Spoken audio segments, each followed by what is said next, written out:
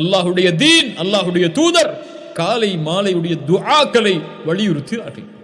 யா அஹி யா உக்தி, உங்களுடைய ஈமான் 24 மணி நேரமும் நிலையாக இருக்க வேண்டுமா?